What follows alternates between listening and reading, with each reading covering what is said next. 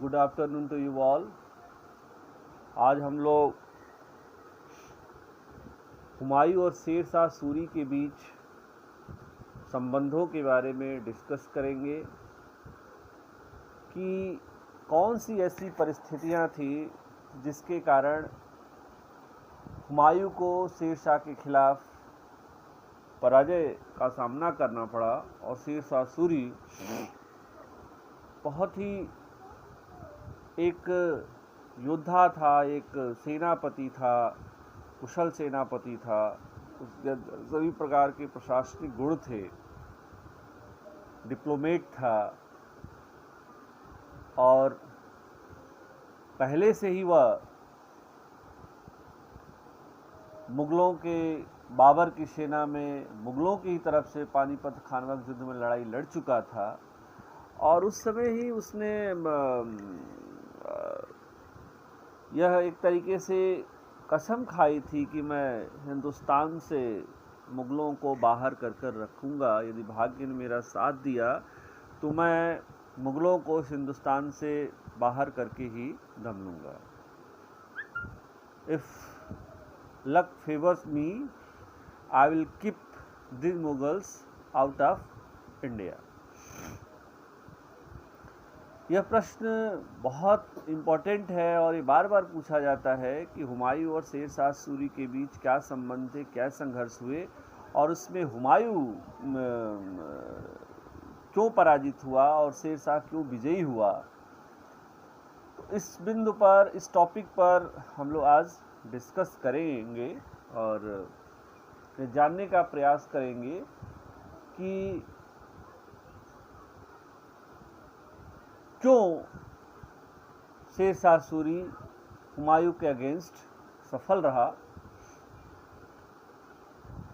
जैसा कि last lecture में हमने बताया था कि और ये उसकी डिफ़िकल्टीज में भी बताया था कि इब्राहिम लोदी की डेथ भले हो गई थी पानीपत के युद्ध में, लेकिन उसका भाई महमूद लोदी बिहार और बंगाल में अफ़गानों को संगठित कर रहा था और संगठित करके वह मुगलों के खिलाफ युद्ध जारी रखा था और बाबर को घाघरा के युद्ध में अफ़गानों के साथ युद्ध करना पड़ा था और भले ही बाबर उस युद्ध में विजयी रहा था लेकिन अफ़गानों की शक्ति को समाप्त नहीं कर पाया था। उनकी इस जिजीविषा को भी, इस इच्छा को भी कि हम मुगलों को बाहर कर देंगे, बाहर करके ही दम लेंगे, समाप्त नहीं कर सका था। और महमूद लोदी ने जब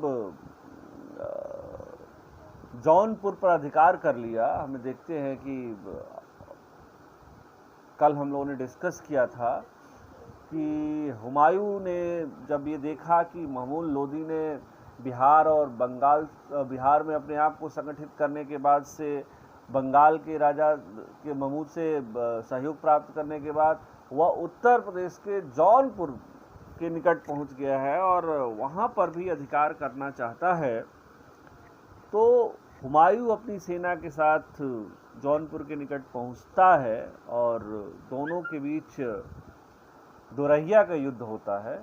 दोरहिया जौनपुर के निकट एक प्लेस था जहां दोनों पक्ष की सेनाएं आपस में फाइट कर रही हैं और फाइनली मुगल्स महमूद लोदी को पराजित करने में सफल हुए। तो हुमायूं को ये लगा कि महमूद लोदी दोरहिया के युद्ध में पराजित हो गया और उस समय तक शेर शाह को एक बहुत ही, शेर खां जिसका नाम था, शेर शाह का पहले का नाम शेर खां था, वो बहुत ही एक साधारण अफ़गान अमीर समझता रहा और उसके बारे में, उसके खिलाफ कार्रवाई करने के बारे में वह कोई प्लानिंग नहीं कर पाया था। जबकि शेर खां सूरी ने यह बहुत ही क्लियर इस चीज़ का उल्लेख कर दिया है कि यदि भाग्य ने मेरा साथ दिया तो मैं मुगलों को इस देश से बाहर करके ही दम लूँगा। इस देश मतलब हिंदुस्तान से बाहर करके ही दम लूँगा और इस दिशा में वह प्रयास कर रहा था, लगातार प्रयास कर रहा था। और बिहार में एक तरीके से origin of Afghans under the leadership of शेर खान।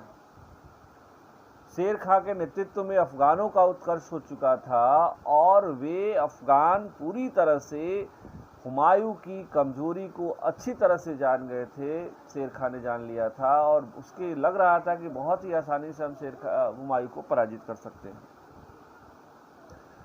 तो दोरहिया के युद्ध में महमूद लोदी को पराजित करने के बाद हुमायूं उस समय भी शेर खां के खिलाफ कोई कार्रवाई करने के बारे में नहीं सोच रहा था, एक साधारण मानव समझ रहा था।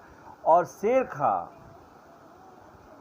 जिस समय उसका एक्सेशन, हुमायूं जिस समय उसका एक्सेशन हुआ उस समय बिहार में और बंगाल पर, दक्षिणी बिहार और बंगाल में शेर खां अपनी वर्चस्व, अपनी सत्ता पूरी तरह से स्थापित कर चुका था। लेकिन शेर खां की योग्यता को लेकर के, उसकी पावर को लेकर के हुमायूं अनभिज्ञ रहता है।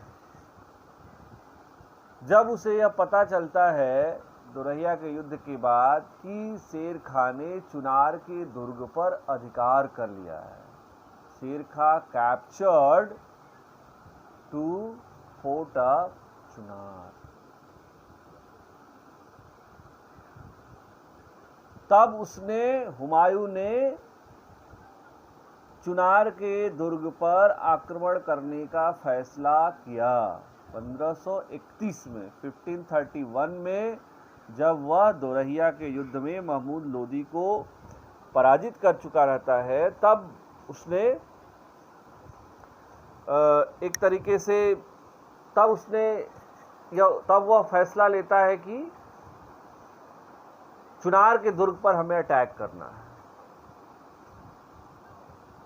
और शेर खां, जब उसे पता चलता है कि शेर खां ने चुनार के दुर्ग पर आक्रमण करके अधिकार कर लिया है, हुमायूं पहुंचता है अपनी सेना के साथ और 4 महीने की घेरबंदी जो सीज कर देता है फोर्ट को, के बाद लगभग चुनार का जो किला था वह हुमायूं के अधिकार में आने ही वाला था कि उसे यह सूचना मिली कि बहादुर शाह, जो he was the ruler of Gujarat, कि उसने चित्तौड़ पर आक्रमण कर दिया है।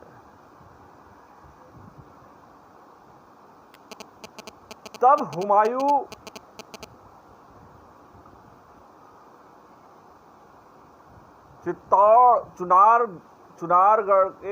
चुनार के किले से को जिस अवस्था में था उस अवस्था में ही छोड़ करके आगरा गुजरात जाने के लिए तैयार होता है। इस परिस्थिति का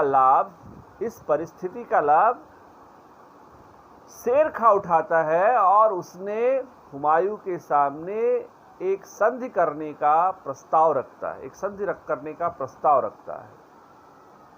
ट्रीटी करने का प्रस्ताव रखता है। और वह कहता है, जिसे हुमायूं स्वीकार कर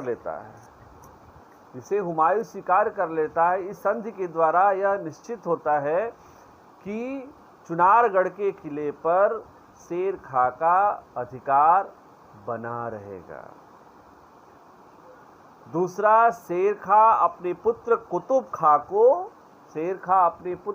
खां को हुमायूं की सेना में 500 जात मनसब के रूप में उसकी सेवा में भेजेगा।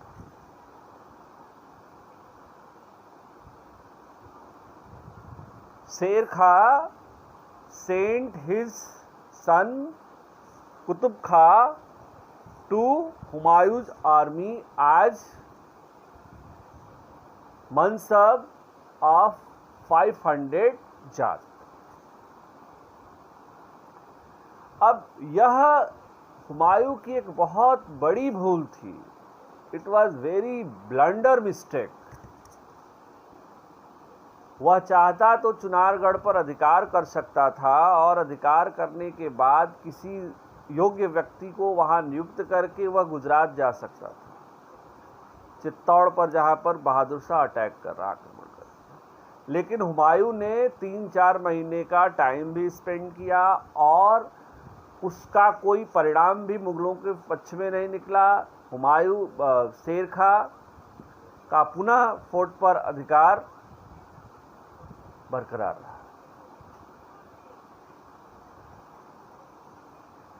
अब हुमायूं गुजरात के बहादुर शाह के खिलाफ कार्रवाई करने के लिए, हम लोगों ने कल जिक्र किया था, गुजरात जाता है। चित्तौड़ पर जहां बहादुर शाह आक्रमण किया हुआ है, उसकी डिटेल में हम नहीं जाएंगे क्या हुआ था। वह जब वापस लौटता है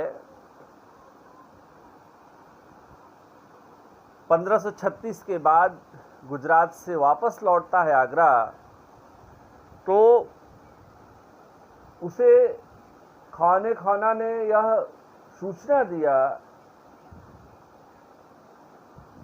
कि शेर खां ने, आपने केवल चुनार दिया था और शेर खां ने तो अपनी शक्ति का विस्तार करते हुए न केवल बिहार बल्कि बंगाल के अधिकांश क्षेत्रों पर अपना कब्जा स्थापित कर लिया है।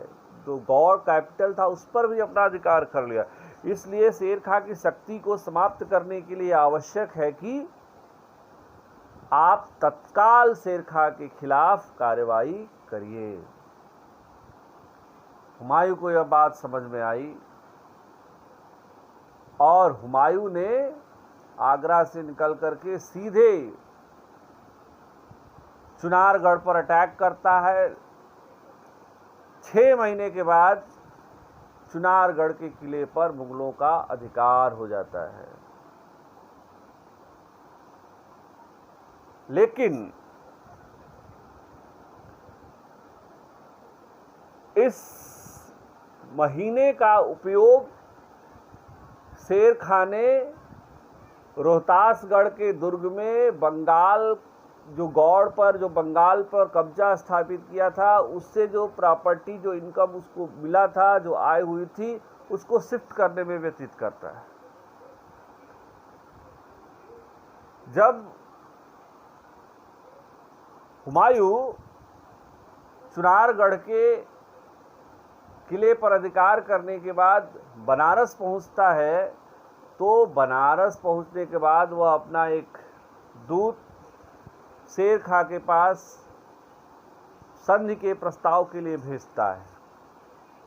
शेर खां यह शर्त लगा देता है कि हम बिहार छोड़ने के लिए तैयार है यदि हमें बंगाल दे दिया जाए, यहाँ तक कि हम 10 लाख रुपया भी आगरा को देंगे, लेकिन शर्त यही है कि बंगाल पर अधिकार हमारा सुनिश्चित कर लिया जाए।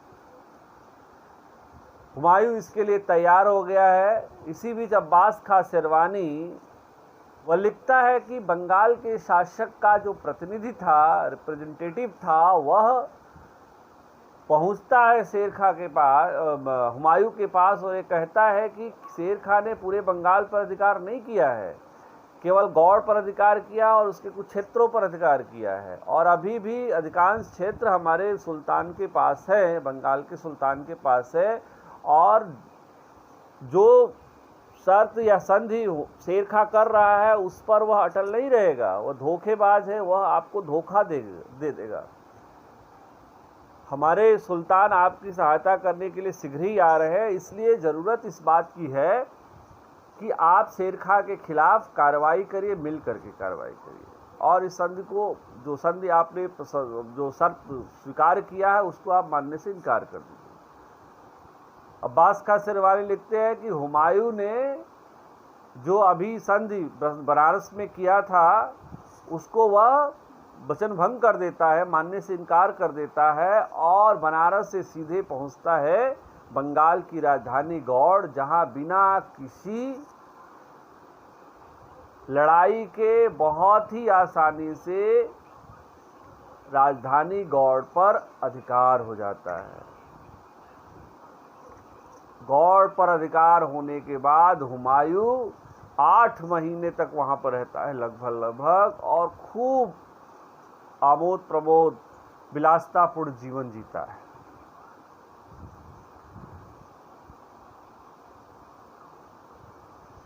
Humayun, after the possession of God, Humayun spent several months in luxurious life. ये सबसे ज़्यादा महत्वपूर्ण रहा कि हुमायूं का यह कैरेक्टर वीकनेस है, यह पर्सनल वीकनेस है। वह विजय को जीतने के बाद से उसे व्यवस्थित नहीं करता था और कोई भी विजय पूर्ण करने के बाद दूसरी जगह आक्रमण कर देता था। इसलिए शत्रु को उसके खिलाफ कार्रवाई करने का एक बहुत ही अच्छा अवसर मिल जाता था। आप इसको देखिए कि गॉड पर अधिकार करता है, 8 महीने तक जश्न मनाता है। इस 8 महीने का सदुपयोग यूटिलाइज शेर खान ने अपने साम्राज्य को एक्सटेंड करने में लगाया, क्योंकि he always try to extended his empire. उसने चुनार छोड़ दिया जाए, चुनारगढ़ में 700 मुगलों की हत्या कर दी, बनारस पर अधिकार कर लिया, कालिंजर पर अधिकार कर लिया, उसके पुत्र जलाल खान ने जौनपुर पर अधिकार कर लिया। इसी बीच हुमायूं को यह पता चलता है कि उसका भाई हिंदाल उसके खिलाफ विद्रोह कर दिया है और हुमायूं का जो सबसे प्रिय था बहलोल लोदी, उसकी हत्या कर दी है। जब हुमायूं को यह पता चलता है कि हिंदाल ने विद्रोह कर दिया है और जो लोदी है, जो शेख लोदी है, उसकी हत्या कर दी है और शेर खान ने जौनपुर, बनारस, कन्नौज पर अधिकार कर लिया है, तब हुमायूं की निद्रा जागृत होती है। भांग, अफीम का सेवन करने वाले व्यक्ति की निद्रा जागृत होती है कि अब हमें आगरा पहुंचना चाहिए, और वह आगरा पहुंचने के मार्ग का भी निर्धारण नहीं करता है कि किस मार्ग से हमें जाना हमारे लिए सेफ्टी है, शत्रु हमारे ऊपर हमला न कर दे। कोई भी प्लानिंग नहीं करता है। और शेर खां कहता है, नहीं, मैं तुम्हें जाने नहीं दूंगा, रास्ते में ही तुम्हें घेर करके मार डालूंगा। और यही करता है। बिहार रोहतासगढ़ से अपनी सेना को इकट्ठा करता है। चौसा के निकट जैसे ही हुमायूं पहुंचता है, पहले से ही कर्मनासा नदी के तट पर शेर खां मुगल सैनिकों के साथ तैयार बैठा हुआ है। 3 महीने की आपस में एक दूसरे के खिलाफ सेना खड़ी रहती है। 25 जून की 25 जून 1539 को शेर खां ने कर्मनासा नदी को क्रॉस किया और प्रातःकाल ही मुगल सैनिकों पर अचानक आक्रमण कर दिया। Sher Khan crossed the river and attack on Mughal armies in morning itself.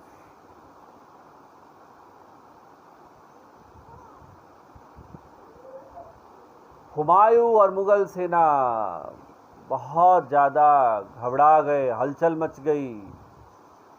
Humayun घायल हो गया और किसी तरह से अपने घोड़े सहित नदी में कूद गया, और उस नदी में एक विस्ती, एक जो शेलर था, उसने उसकी, निजाम उसका नाम था, उसने उसकी जान बचाई और किसी तरह से वह फिर आगरा पहुंचा। इससे खुश होकर के उस निजाम को उसने हाफ डे के लिए, आधे दिन के लिए सुल्तान बनाया था।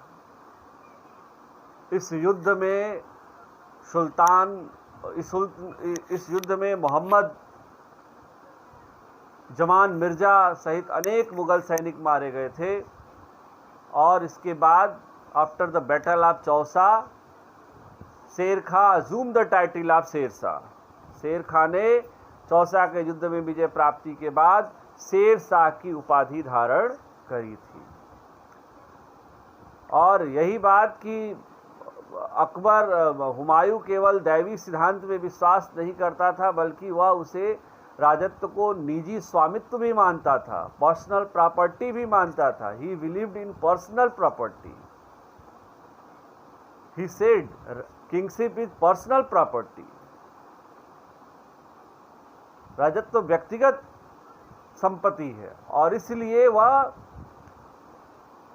राजत्व को राजा के पद को हस्तांतरित कर सकता है, और उसने निजाम भिस्ती को इसीलिए पद दिया था एक आधे दिन के लिए। तो इस प्रकार चौसा के युद्ध में हुमायूं पराजित होता है और शेर खां विजयी होता है, और उसने शेर खां की जगह शेरशाह की उपाधि धारण करी। और हुमायूं बहुत मुश्किल से किसी तरह से आगरा पहुंचता है। जब आगरा पहुंचता है तो अपने सभी अधिकारियों और भाइयों के साथ, सेनापतियों के साथ एक बैठक आहूत करता है। इसमें सुल्तान जो मोहम्मद सुल्तान मिर्ज़ा शामिल होते हैं। मिर्ज़ा हिंदाल जिसने विद्रोह किया था वह आकर के क्षमा मांगता है। कामरान लेकिन उसकी सहायता करने से इनकार कर देता है, क्योंकि वो जब बीमार पड़ता है तो उसको लगता है कि उसे विष दे दिया गया, इसलिए वो सैनिक छोड़ करके सीधे लाहौर चला जाता है। जब इस बात का पता चलता है कि आपस में अनबन है भाइयों में, तो शेर खां अपने लड़के कुतुब खां को भेजता है कालपी। और जब कुतुब खां अपनी सेना के साथ कालपी पहुंचता है तो मुगल उस पर आक्रमण करते हैं और उसकी हत्या कर देते हैं। जब शेर खां को ये पता चलता है कि कुतुब खां की हत्या हो गई है तो वह आग बबूला हो जाता है और सीधे बनारस से आगे बढ़ते हुए, कानपुर से आगे बढ़ते हुए वह कन्नौज पहुंचता है और वहां पर अपना मिलिट्री कैंप बनाता है, पूरी सैनिक तैयारियां करता है। अब हुमायूं के पास कोई चारा नहीं है। हुमायूं भी अपनी सेना के साथ मुगल सेना के पास कन्नौज पहुंचता है, गंगा नदी के तट पर। लेकिन दुर्भाग्य भी उसका पीछा नहीं छोड़ रही। एक तो जो वहाँ की जो लैंड है वह ऊंची और नीची है, तो जो कैंप बनाया था हुमायूं ने वह नीचे था, और शेरशाह सूरी का जो कैंप था वह तट से ऊपर था। फिर शेर खां पूरी तैयारी के साथ वहां डटा हुआ था और हुमायूं पहुंचता है वहां पर बिना किसी तैयारी के, अपने जो भी बचे हुए सैनिक थे उनके साथ, योद्धा थे उनके साथ। और जब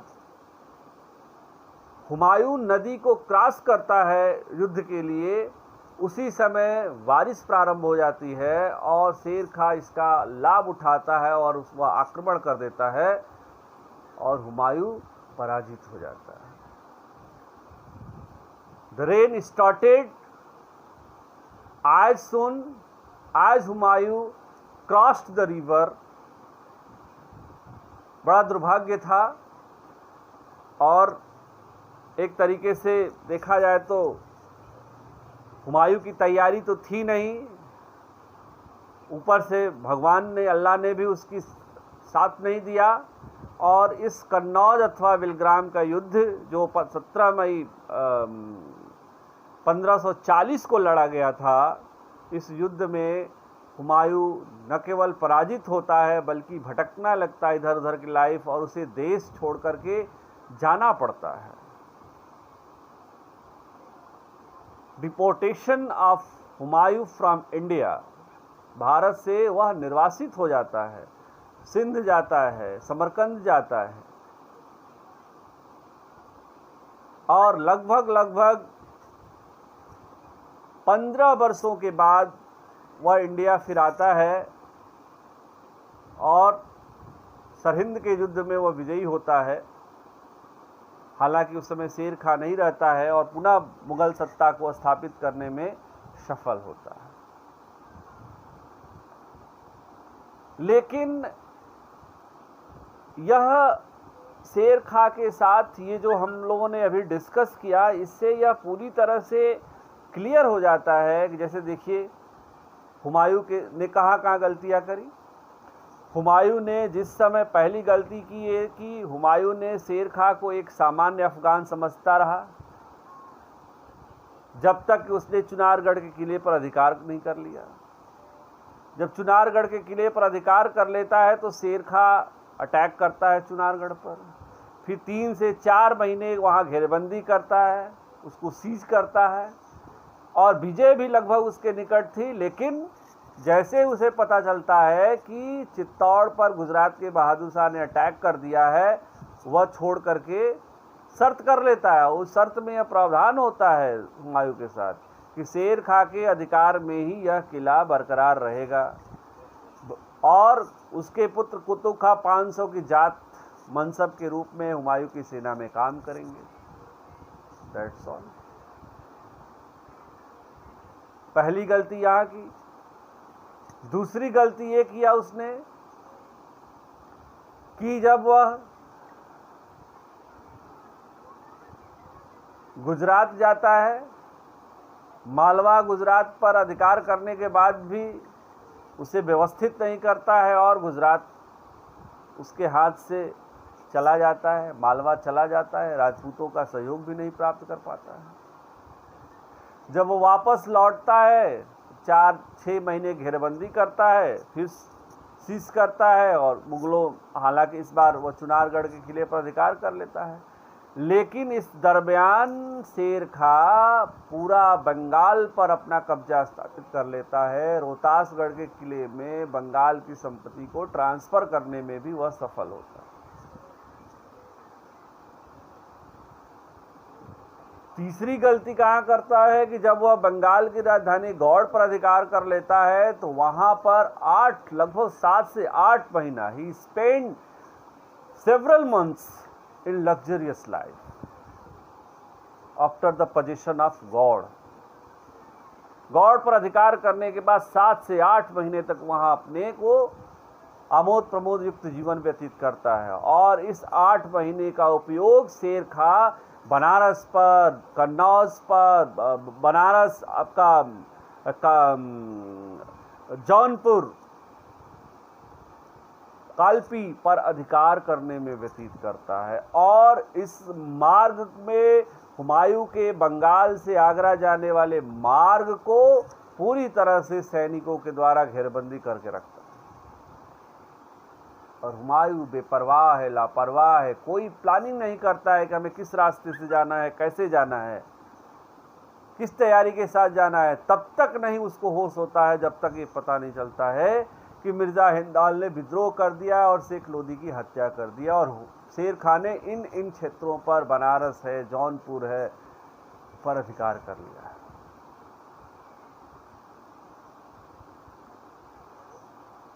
चौसा के युद्ध में किसी तरह से वह जान बचा करके बचता है, विस्ती नाविक ने उसको बचाया, निजाम ने। फिर कालिंजर के भी युद्ध में आप देख लीजिए उसके भाइयों ने उसका साथ छोड़ दिया। कामरान जो उत्तरी पश्चिमी सीमा प्रांत का गवर्नर था, जहां से वीर योद्धा सैनिक आ सकते थे, उसने हुमायूं के साथ शेर शाह के खिलाफ युद्ध करने से मना कर देता है क्योंकि उसको लगता है कि हमें विष दे दिया गया है। वो भाग करके लाहौर चला जाता है।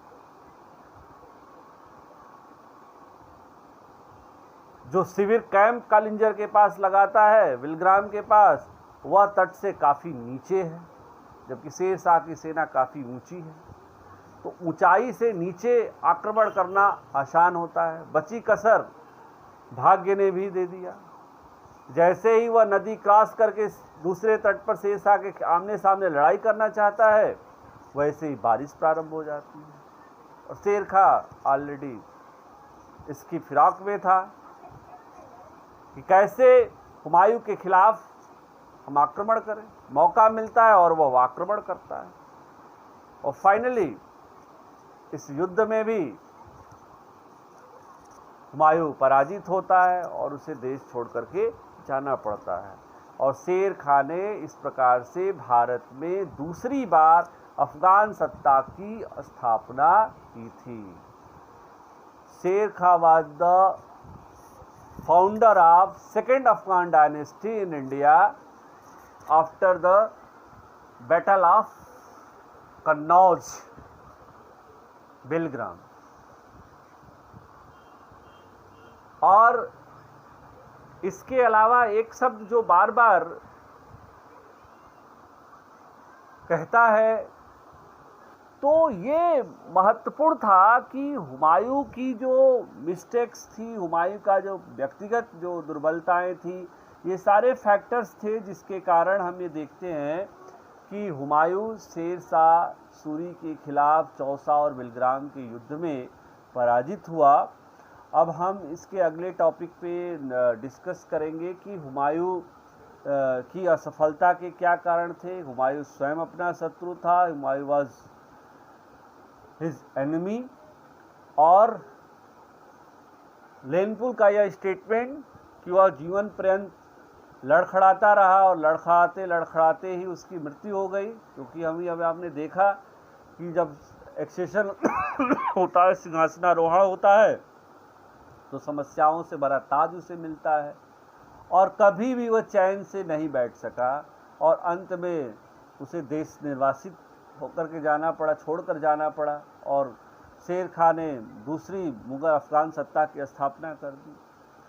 तो इस प्रकार से आज का यह टॉपिक हमारा समाप्त हुआ और इसको आप YouTube पे भी देख सकती हैं, गूगल क्लासरूम पर भी अपलोड होगा और आप इसको बार बार सुनिए, पढ़िए और अच्छा लगे तो इसको शेयर करिए, अपना फीडबैक ज़रूर दीजिए। ये मैं बार बार आपसे कहता हूँ कि फीडबैक आप जरूर दीजिए। Thank you so much.